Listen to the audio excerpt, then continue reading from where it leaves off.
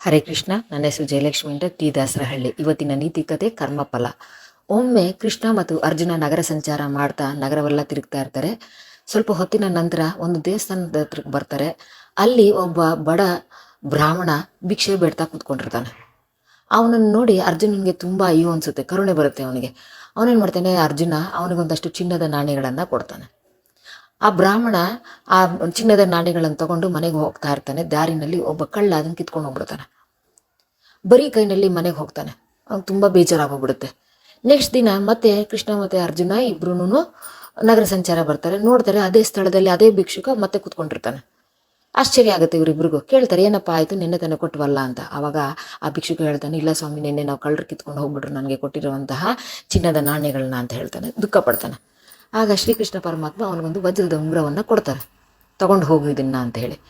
ಮತ್ತು ಅವತ್ತೇನು ಮಾಡ್ತಾನೆ, ಖುಷಿಯಿಂದ ಎತ್ಕೊಂಡು ಹೋಗ್ತಾನೆ. ಆ ಭಿಕ್ಷುಕ ತೊಗೊಂಡು ಹೋಗ್ಬಿಟ್ಟು ಮನೆಯಲ್ಲಿ ಒಂದು ಹೆಂಡ್ತಿಗೂ ಹೇಳ್ದಂಗೆ ಒಂದು ಮಡಕೆನಲ್ಲಿ ಇಡ್ತಾನೆ. ಬೆಳಗ್ಗೆ ಎದ್ದಿದ ತಕ್ಷಣ ಹೆಂಡ್ತಿ ಏನು ಮಾಡ್ತಾಳೆ, ಆ ಮಡಕೆನ ತೊಗೊಂಡು ನೀರು ತರಕ್ಕೆ ಅಂತ ನದಿಗೆ ಹೋಗ್ತಾಳೆ. ನದಿನಲ್ಲಿ ನೀರು ತರ್ತಾ ಏನಾಗುತ್ತೆ, ಅದು ಮುಳುಗ್ಸೋವಾಗ ಅದರಲ್ಲಿದ್ದಂತಹ ಉಂಗುರ ಏನಾಗುತ್ತೆ, ನದಿ ಪಾಲಾಗೋಗ್ಬಿಡುತ್ತೆ.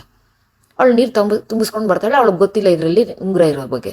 ಮನೆಗೆ ಬರ್ತಾಳೆ, ಗಂಡ ಕೇಳ್ತಾನೆ, ಎಲ್ಲಿ ಹೋಯ್ತು ಇದು ಮಡಕೆ ಇದ್ದಿದ್ದು ಅಂತ ಹೇಳಿ. ಅವಳು ಇರೋದನ್ನ ಹೇಳ್ತಾಳೆ. ಆವಾಗ ಬ್ರಾಹ್ಮಣ ತುಂಬ ದುಃಖ ಆಗೋಗುತ್ತೆ. ಕೈಗೆ ಬಂದಿದ್ದ ಸಂಪತ್ತು ನಮಗೆ ಅನುಭವಿಸಲಿಕ್ಕೆ ಆಗಲಿಲ್ವಲ್ಲ ಅಂತ ಹೇಳಿ. ಮತ್ತೆ ಅವನೇನು ಮಾಡ್ತಾನೆ, ಮೂರನೇ ದಿನ ಕೂಡ ಭಿಕ್ಷೆ ಬೇಡಕ್ಕೆ ಹೋಗ್ತಾನೆ. ಮೂರನೇ ದಿನ ಕೂಡ ಕೃಷ್ಣ ಮತ್ತು ಅರ್ಜುನ ನಗರ ಸಂಚಾರ ಮಾಡ್ತಾ ನೋಡ್ತಾರೆ. ಮತ್ತೆ ಇವನು ಇಲ್ಲಿ ಕೂತಿರೋದನ್ನು ನೋಡಿ ಆಶ್ಚರ್ಯ ಆಗುತ್ತೆ ಅವ್ರಿಗೆ. ಕೇಳ್ತಾರೆ, ಯಾಕೆ ಇವಾಗ ಏನಾಯಿತು ಅಂತ. ನಡೆದಿರುವಂಥ ಘಟನೆ ಹೇಳ್ತಾನೆ ಅವನು. ಆವಾಗ ಕೃಷ್ಣ ಪರಮಾತ್ಮ ಎರಡೇ ಎರಡು ಪೈಸಾನ ತೆಗೆದುಬಿಟ್ಟು ಅವನ ಕೈ ಕೊಡ್ತಾನೆ, ತಗೋ ಇದನ್ನು ಬಳಸ್ಕೊ ಅಂತ ಹೇಳ್ಬಿಟ್ಟು. ದಾರಿನಲ್ಲಿ ಆ 2 ಪೈಸೆ ಹಿಡ್ಕೊಂಡು ಬರ್ತಾ ಇರ್ತಾನೆ ಆ ಭಿಕ್ಷುಕ.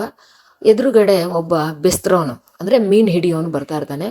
ಅವನು ಹಿಡಿದಿರುವಂಥ ಬಲೆನಲ್ಲಿ ಒಂದು ಮೀನು ವಿಲ ವಿಲ ವಿಲ ಅಂತ ಒದ್ದಾಡ್ತಾ ಇರುತ್ತೆ. ಅವನಿಗೆ ತುಂಬ ದಯೆ ಬಂದ್ಬಿಡುತ್ತೆ ಆ ಬ್ರಾಹ್ಮಣನಿಗೆ. ಅಯ್ಯೋ ಪಾಪ ಅನ್ಸುತ್ತೆ ಅದನ್ನು ನೋಡಿ. ಅದನ್ನು ತಗೊಂಡು ವಾಪಸ್ಸು ನೀರ್ಗನ್ನ ಬಿಡೋಣ ತಾಳು ಅಂತ ಹೇಳ್ಬಿಟ್ಟು ಅವನೇನು ಮಾಡ್ತಾನೆ, ಆ 2 ಪೈಸನ ಅವ್ನು ಬೆಸ್ತರೋನು ಕೊಟ್ಬಿಟ್ಟು ಆ ಮೀನನ್ನು ಖರೀದಿ ಮಾಡ್ತಾನೆ. ಅದನ್ನು ತಗೊಂಡೋಗಿ ವಾಪಸ್ಸು ನದಿಗೆ ಬಿಡಬೇಕು ಅನ್ನೋ ಅಷ್ಟರಲ್ಲಿ ಮೀನು ಸತ್ತೋಗ್ಬಿಡುತ್ತೆ. ಆದರೆ ಅದು ನುಂಗಿರುವಂತಹ ಉಂಗುರ ಅದರಲ್ಲಿ ಟ್ರಾನ್ಸ್ಪರೆಂಟಾಗಿ ಕಾಣಿಸುತ್ತೆ ಅವನಿಗೆ. ಆವಾಗ ಅವನಿಗೆ ಖುಷಿ ಆಗುತ್ತೆ. ಓ, ಈ ಮೀನಿನಲ್ಲೇ ಸಿಕ್ಕಿದೆಯಲ್ಲ ಈ ವಜ್ರ ಅಂತ ಹೇಳಿ ಅದನ್ನು ಬಳಸ್ಕೊತಾನೆ. ಇದರಿಂದ ನಮ್ಗೇನು ಅರ್ಥ ಆಗುತ್ತೆ ಅಂದರೆ, ನಾವು ಯಾರೆಲ್ಲಾದರೂ ನಾವು ಕರುಣೆಯನ್ನು ತೋರಿಸಿದ್ರೆ ಭಗವಂತ ನಮಗೆ ಕರುಣೆ ತೋರಿಸ್ತಾನೆ. ಆದ್ದರಿಂದ ನಾವು ಎಲ್ಲ ಪ್ರಾಣಿ ಪಕ್ಷಿಗಳಲ್ಲಿ ಕೂಡ ನಾವು ದಯೆ ತೋರಿಸಲೇಬೇಕು. ಅದೇ ನಮ್ಮ ಮನುಷ್ಯನ ಸಹಜ ಗುಣ ಅಂತ ಹೇಳ್ತೀವಿ. ಹರೇ ಕೃಷ್ಣ.